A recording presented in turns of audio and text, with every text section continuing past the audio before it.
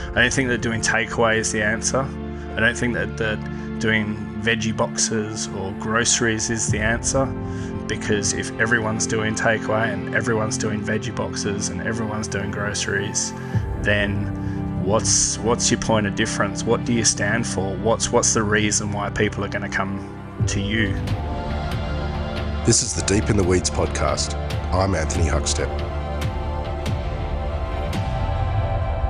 Earlier in the series, Duncan Velgemuth explained that many operators that were behind financially have either used the shutdown to close down, or worse, closed down for good because the damage was too much to recover from. It's a tragic situation, but for the operators that were on top of their finances, will it herald a new dawn for hospitality quicker than expected? Joel Valvasori is one of Perth's leading chefs, and he's owner of Perth's Lulu La Delizia. Joel, how you going? Great, thanks, mate. How are you? I'm good. Thanks for joining us, making a Perth debut for us on the series. And would love if you could just start by giving us a picture of what the pandemic's been like in Perth.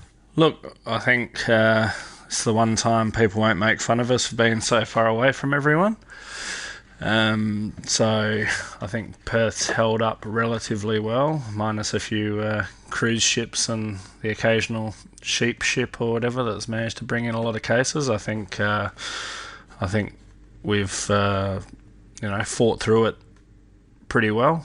I think most people have done their part to shut things down and help stop the spread, which has been good. And hopefully, I guess our government continues to do the right things with regards to, how they, maintain border control, and not make any silly decisions that can force us to go backwards.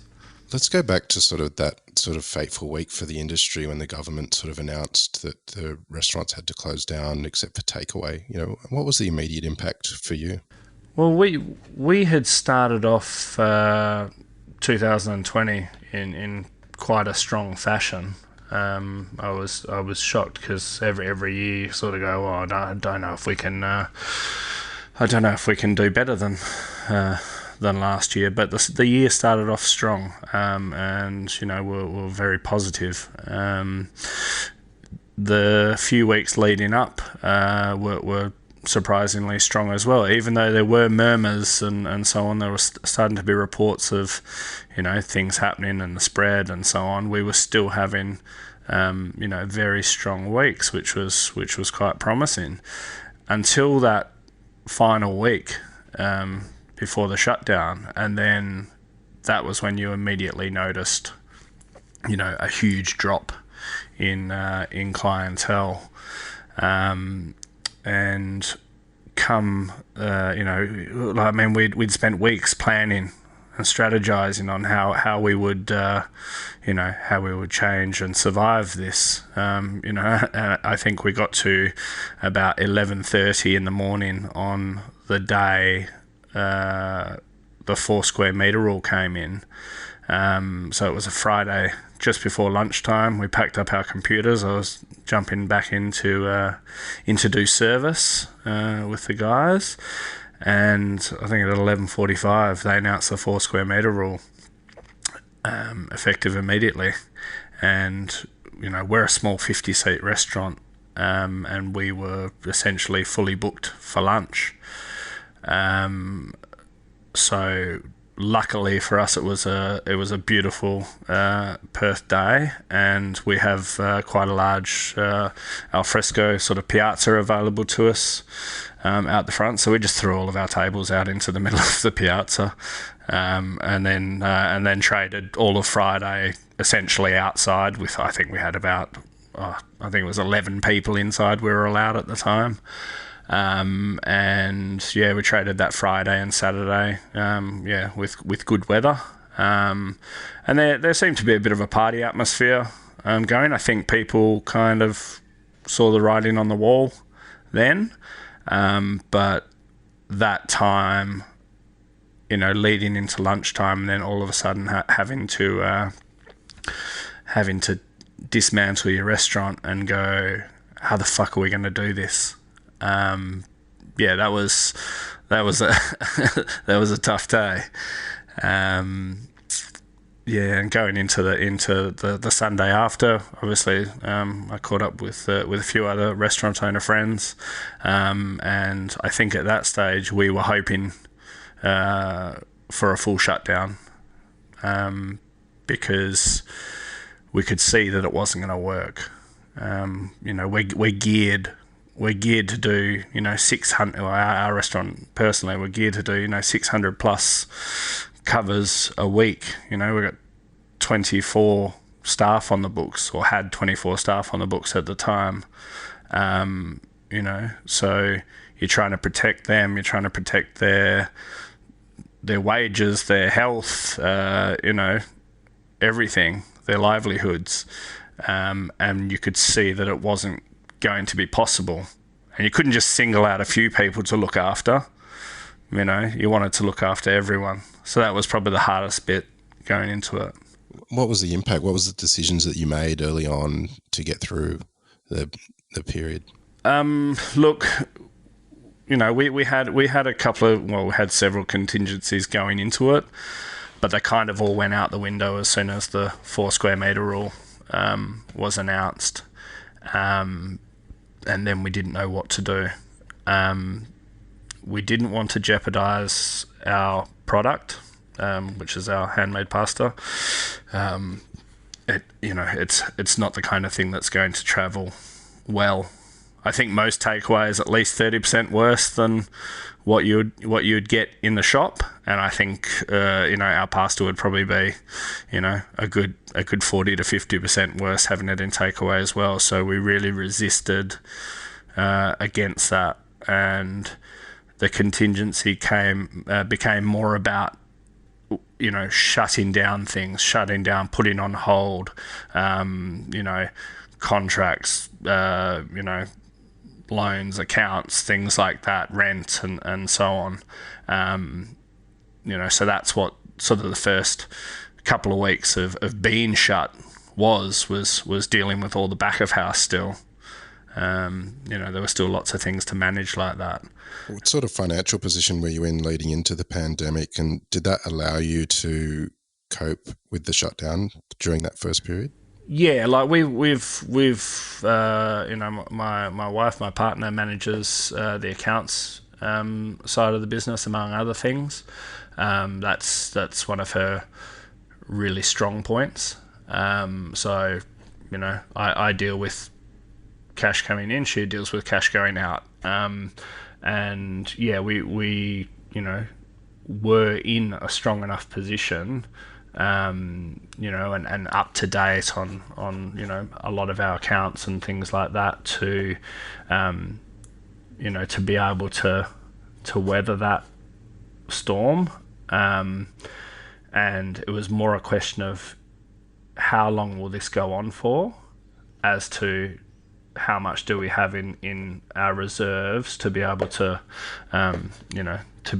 absorb some of it. There's the cash that you lose, and then there's the missed opportunity as well, which if you miss an opportunity to make money, then that becomes another problem as well. So yeah, it was about trying to judge how far this was going to go on, watching the statistics and so on that were coming out with regards to community transmission, and how the government would respond, the language the government was using and stuff, and then trying to make your decisions and your forward planning on what you were seeing. The unfortunate thing was that every time that we planned something, based on where we thought it was going, the government came out and did something different, and we had to go back to the drawing board every time. So lucky we had plenty of time to do it. It's pretty well known, certainly within the industry at least, that profit margins are very slim in hospitality. Have you got concerns for the state of the majority of businesses out there haven't gone into the pandemic and sort of what may eventuate if they weren't as financially sound as perhaps you were at that time? Yeah, it's an interesting thing. We've continually adapted our business. Obviously over the last few years we've had lots of wage things going around and so on that I think restaurants have had to adapt to. Certainly wasn't the case while I was coming through and building my career, that there was wage fairness and so on, but it's certainly something that we now have to deal with as business owners. So that's probably going to be the biggest thing going forward. The unfortunate thing that comes with COVID kind of works against that, in that we're going to lose a lot of job security as a result as well. So, yeah, I don't know how the industry can get around it and survive. I think certain restaurants can, but the industry as a whole is going to have to make some big changes. And I think we'll see a lot of doors needing to close because, businesses will be getting hit from both sides. Your restaurant is, as you were saying, so it's quite small, a 50-seater, and you've got, 24 staff, and it's very elbow to elbow, and it's about atmosphere, and, that doesn't really work in a pandemic.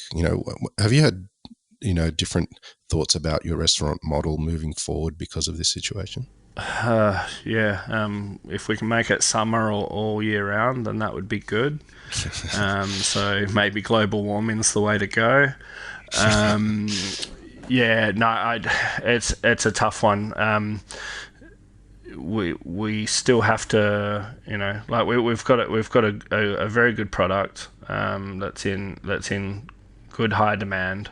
I have no doubt that if they lift restrictions further here, that we will be able to return our business to some sort of normality. But it's at the moment, obviously we've got JobKeeper. It is quite manageable with the restrictions that are in place now. We're at a 2 square metre rule now. So we make a couple of little adjustments. We might have to invest in some more outdoor covering and things like that to be able to stretch out further into our courtyard and so on. They're the kind of adjustments that we're looking at, and not so much about the product or those other aspects of of our business model that make it work. I think a lot of your ability to adapt and move forward should have already been in your thoughts throughout your whole business working. You have to, as a business owner, you have to be looking at your business and working on your business every day, every week. This is not the new normal. This is just what running a business is. And if you weren't doing that and you were sitting on your hands leading up to it, then you're really going to be struggling to come up with ideas, and you're going to start clutching at straws on how to improve your business or remodel your business coming out of it. I don't think that doing takeaway is the answer.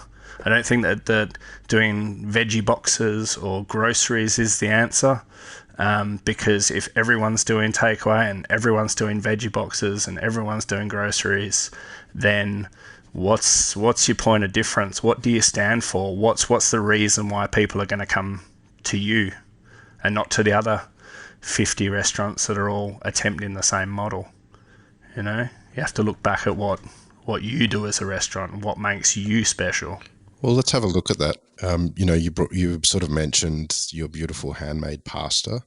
Can you tell us a bit of a brief history and the story behind, your family and pasta and your cooking history? I guess just as our family, we just we grew up eating a lot of pasta. It's not necessarily strictly a big part of the region that we're from, but our family's also been in Australia since 1950. So our family's cuisine is already an adaptation of their own regional cuisine, but also based on being in Australia and using products that were available to them in Australia, but also the influences that come from being an immigrant family in amongst other immigrant families in a faraway land. They've already done a fair bit of the adaptation for us there, and now we take that a step further in our delivery.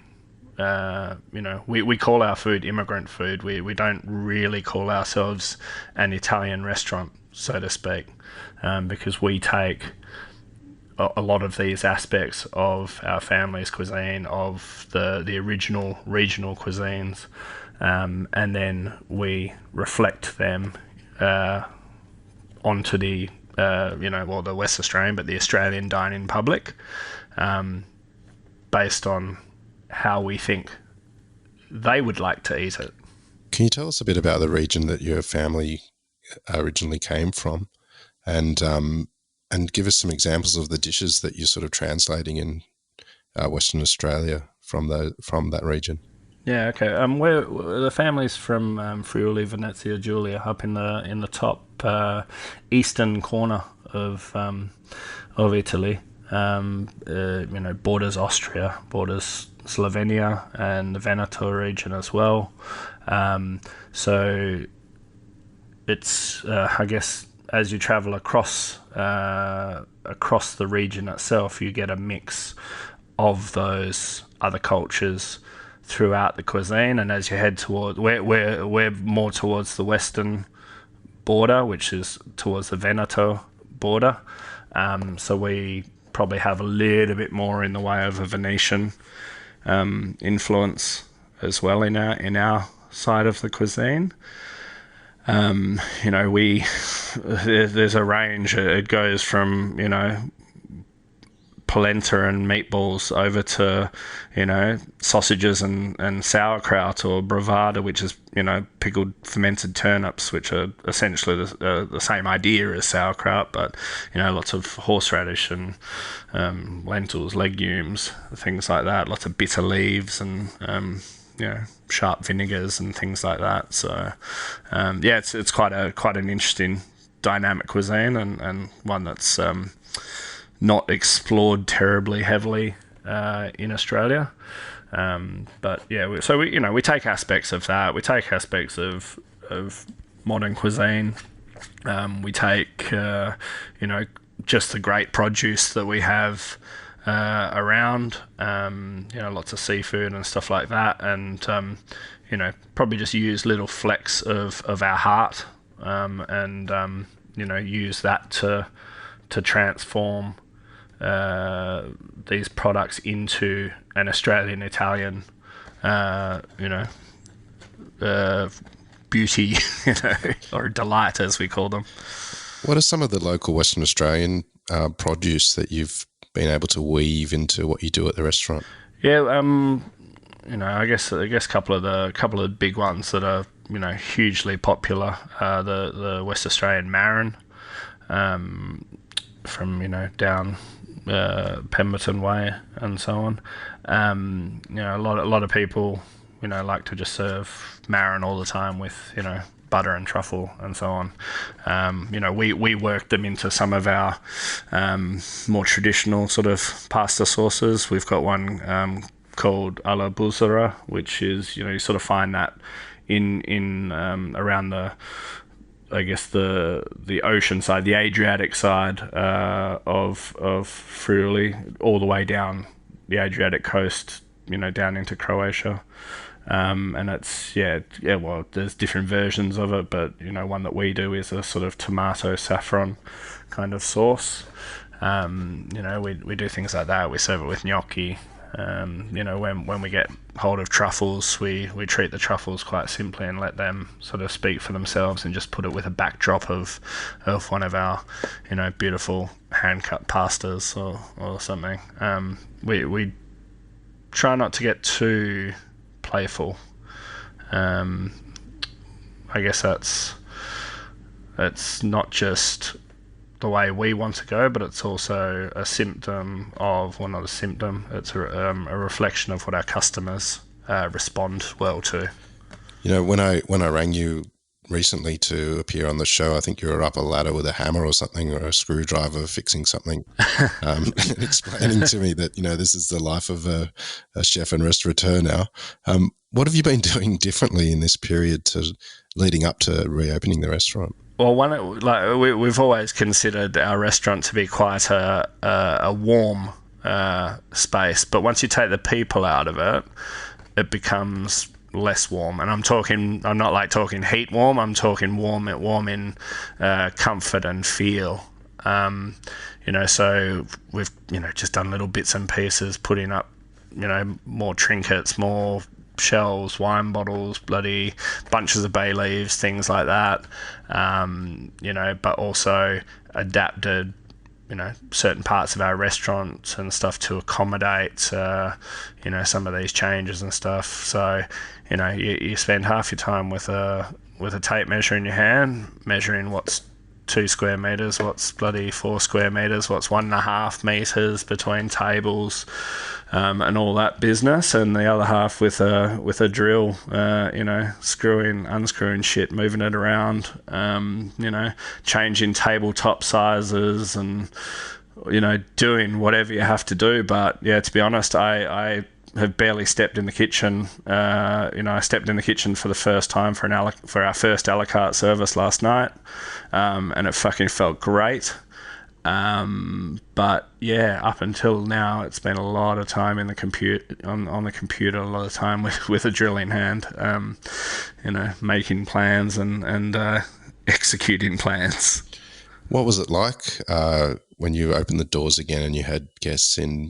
Did it feel different to pre-pandemic? Or? Yeah, well, the first 3 weeks we traded. We knew we couldn't give you Lulu's proper. We couldn't give you the experience. We couldn't give you the atmosphere, and we weren't sure, how we could secure enough revenue to make it worthwhile. So we ran the first 3 weeks with we did Osteria Lulu, and we did a different concept. We did a menu of the day, set price, and so on. We could only seat sort of 14 people inside, or something at the time. So we did 3 sit-ins per night. We had some tables outside and stuff as well. So we could do 60 people a night, whereas we're used to doing 100 plus per night. So it didn't feel right. It wasn't, it was prep heavy, but it wasn't tricky service wise. It was great. We had such a great response from all of our regular customers, and the Osteria did what it needed to do, but it wasn't right for us. It wasn't right for the space and so on. Luckily, the restrictions lifted to a 2 meter square rule this week, which is where we went right now. We think we can give you a better version of Lulu's, and we can give you our a la carte menu, and so on. So as much as we're not trading back at our normal level, we thought we could do a lot more with it. So now we're getting, either the same customers back that want to come and eat all the stuff that they couldn't eat while we were doing the Osteria, and we've got a lot of other people coming back as well that really wanted to come back and eat my nonna's meatballs, or our tagliatelle, or our spaghetti with clams, or something, like all the things that people have been missing. So yeah, it felt good to be felt good to be, back last night. I think there are a couple of points where I may have had a little bit of water welling in my eye. I noticed in the last couple of weeks when you did open that John Lethlean came in to eat. What was it like having a renowned restaurant critic in the restaurant in that period? Well, John, I think John's been here, enough times. He knows, and obviously enjoys what we are.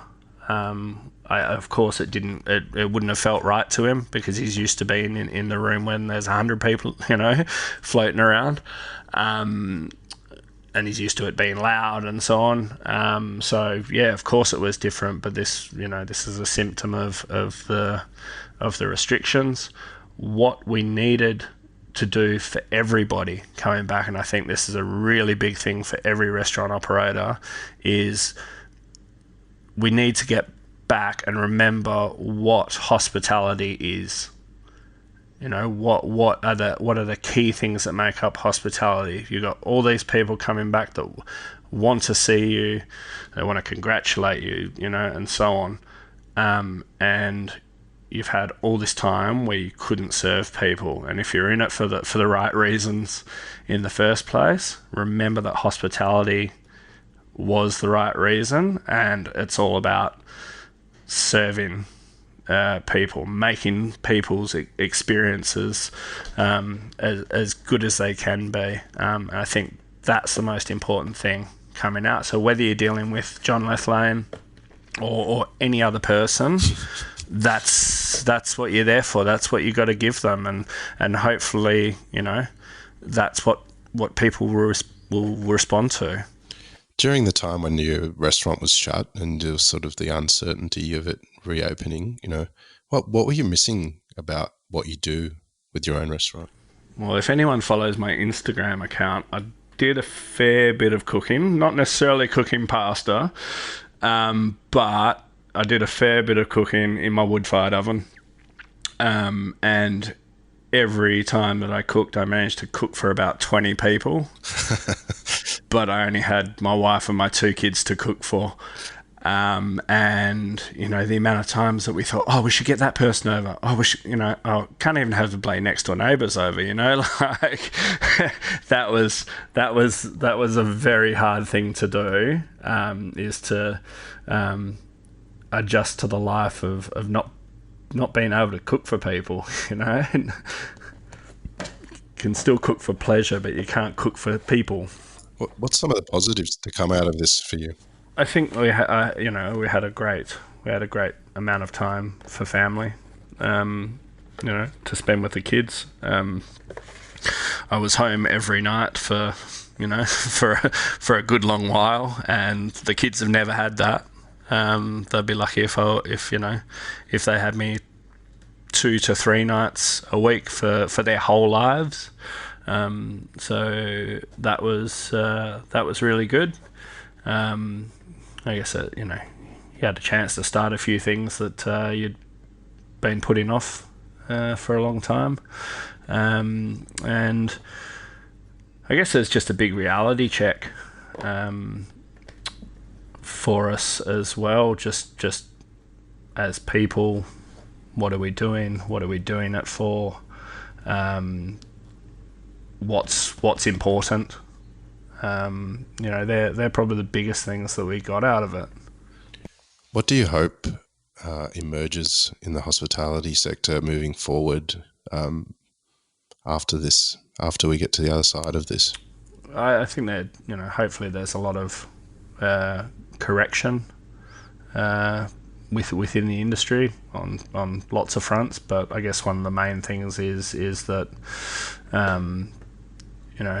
people think a lot longer and harder about opening restaurants, and what's involved, how it's going to happen, and so on. And hopefully from that we end up with a better product, a better hospitality scene going forward.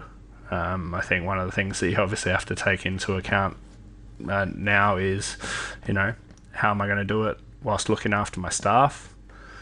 That was certainly a big thing leading into it.